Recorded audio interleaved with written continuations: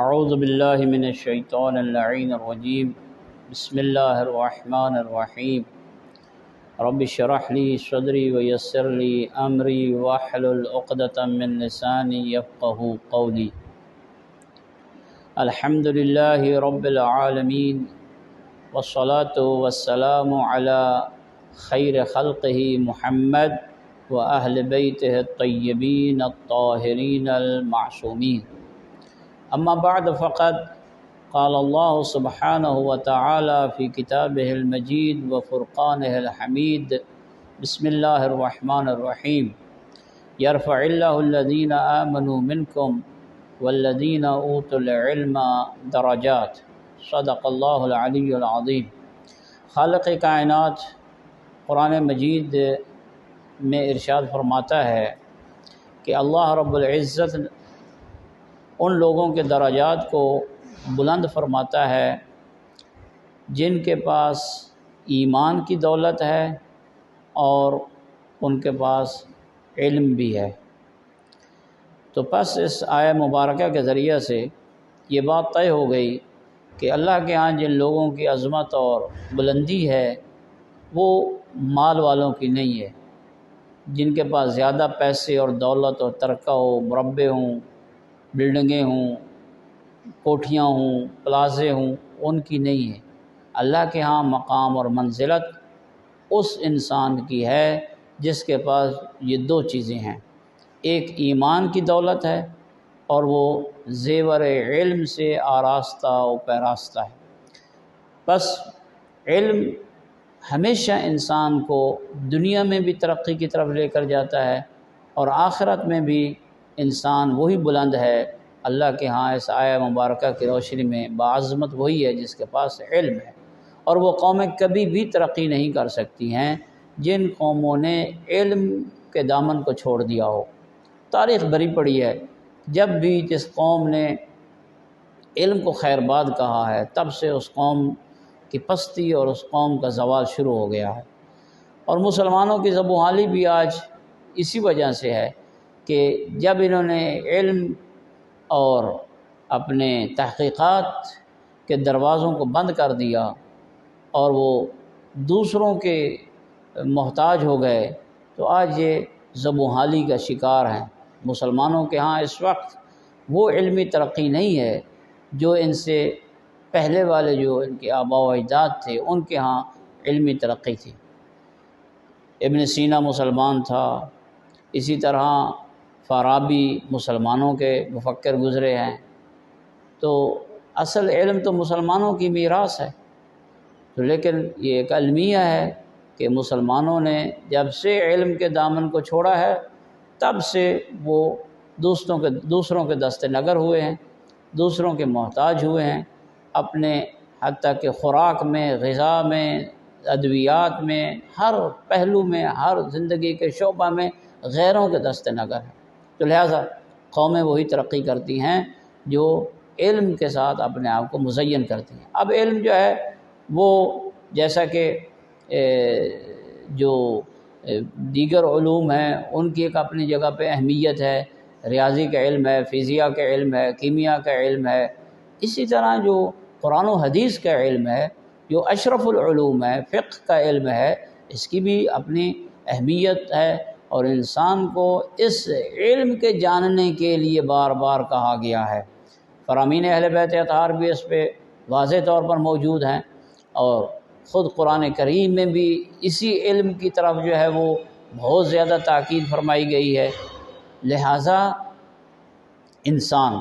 جہاں دیگر علوم کی طرف جو ہے وہ اپنی کاوش اور اپنی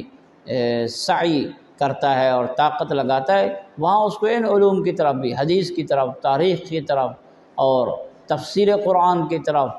اور اپنے جو ذمہ داریاں ہیں، وظائف شرعیہ ہیں، جو اس کا اسلامی احکام اور فقہ کو جاننا ہے، اس پہ بھی اپنی زندگی کو صرف کرنا چاہیے۔ اور اسی علم کے جاننے کے لیے، علوم آل محمد کو جاننے کے لیے ائمہ ہدیٰ علیہم السلام سے متعدد فرامین بھی پائے جاتے ہیں، جیسے کہ حضرت امام محمد باقر علیہ السلام سے بھی فرمان ہے، فرماتے ہیں کہ احیوا امرنا، رحم اللہ من احیا عمرنا، ہمارے عمر کو زندہ کرو، اپنے چاہنے والوں سے فرمایا ہمارے عمر کو زندہ کرو، اور اللہ رحم کرے اس پر جو ہمارے عمر کو زندہ کرتا ہے۔ اور بالکل اسی مضمون کی حدیث حضرت امام جعفر صادق علیہ السلام سے، تو چھٹے امام سے بھی ہے، پانچویں امام سے بھی ہے۔ تو احیاء امر اہل بیت، یعنی اہل بیت کے عمر کو زندہ کرنے کی تاکید ہوئی ہے۔ حضرت امام علی رضا ثامن الائمہ علیہ السلام سے بھی اسی طرح کی حدیث موجود ہے۔ آقا نے ارشاد فرمایا ہمارے عمر کو زندہ کرو، اور اللہ رحم کرے اس پہ جو ہمارے عمر کو زندہ کرتا ہے۔ پھر صحابی نے پوچھا آٹھویں امام سے، آقا کیف یحیی عمرکم، آپ کے عمر کو زندہ کیسے کیا جا سکتا ہے؟ تو اس وقت آٹھویں امام نے ارشاد فرمایا ہمارے عمر کو زندہ اس طرح کیا جا سکتا ہے، ان یتعلم علومنا ویعلمها للناس، کہ ہمارے چاہنے والے ہمارے علوم کو پہلے پڑھے، سیکھے، جانے،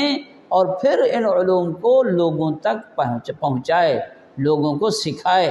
پس علوم آل محمد کو پڑھنا، علوم آل محمد کو سیکھنا، فرامین اہل بیت اطہار کو سمجھنا، پرکھنا، احادیث اہل بیت اطہار کو سمجھنا، جانچنا، اور یہ جاننا کہ اس میں امام علیہ السلام ہم سے کیا تقاضا فرما رہے ہیں، یہ ہے اہل بیت اطہار کی تمنا اور خواہش اپنے چاہنے والوں سے۔ یہ ہے ان کے عمر کو زندہ کرنا، جہاں ان کے فضائل کو بیان کرنا بھی ان کے عمر کو زندہ کرنا ہے، جہاں ان کے مصائب کو بیان کرنا بھی ان کے عمر کو زندہ کرنا ہے، جہاں ان کے دیگر سیرت کے پہلو کو بیان کرنا عمر کو زندہ کرنا ہے، وہاں ان کے فرمودات، ان کے احکام، بیان کردہ احکام، اور ان سے جو ہماری طرف احکام آئے ہیں، جو فرامین آیا، ان کو پھیلانا اور جان کر پھیلانا، یہ بھی ان کے عمر کو زندہ کرنے کا واضح مصداق ہے۔ اب علم پرانے زمانوں میں لوگ دور دراز کا سفر کر کے طے کر کے حاصل کرتے تھے۔ اب چونکہ گلوبل ورلڈ ہے، دنیا جو ہے وہ بالکل اس کی مسافتیں جو ہیں وہ کم ہو گئی ہیں، انسان گھر بیٹھے ہزاروں میل، کوسوں میل موجود یونیورسٹیوں سے جو ہے اپنی علمی پیاس کو بجھا رہے ہیں۔ تو اسی طرح کا ایک اہتمام، ایک انتظام حضرت ابو الفضل العباس علمدار علیہ السلام کے روضہ اقدس کے جو متولی ہیں، ان کے جو اس روضہ کے متولی اور خدمت گزار ہیں، اور یہ حضرت آیت اللہ العظمی السید علی سیستانی حفظہ اللہ کے وکیل بھی ہیں، سید حجت الاسلام والمسلمین آقا علامہ سید احمد صافی، خدا ان کے توفیقات خیر میں اضافہ فرمائے، ان کی سرپرستی میں ایک ادارہ تشکیل دیا گیا ہے جو دنیا جہان میں جو بھی تشنگان علوم اہل بیت اطہار موجود ہیں، ان تک یہ علم کی جو ایک علمی جو مواقع ہیں وہ میسر کیے گئے ہیں، لہذا آن لائن علم حاصل کرنے کا ایک ذریعہ فراہم کیا گیا ہے، آن لائن علم حاصل کرنے کے لیے موقع میسر کیا گیا ہے، جس انسٹیٹیوٹ کو نام دیا گیا ہے میراث انبیاء انسٹیٹیوٹ، جس میں ہمارے پاکستان کے بھی فاضل برادران جو ہیں وہ اس میں اپنی کاوشیں جاری رکھے ہوئے ہیں۔ اللہ رب العزت ان کی توفیقات خیر میں اضافہ فرمائے۔ یہ مردوں کے لیے بھی ہے، عورتوں کے لیے بھی ہے، اس میں کسی قسم کی عمر کا بھی کوئی اس میں عمر کی کوئی قید نہیں ہے، ہر قسم کے عمر والے جو ہیں وہ اس سے استفادہ حاصل کر سکتے ہیں۔ عورتیں بھی خاص طور پہ استفادہ حاصل کریں، مرد بھی استفادہ حاصل کریں، اس لیے کہ جب ایک عورت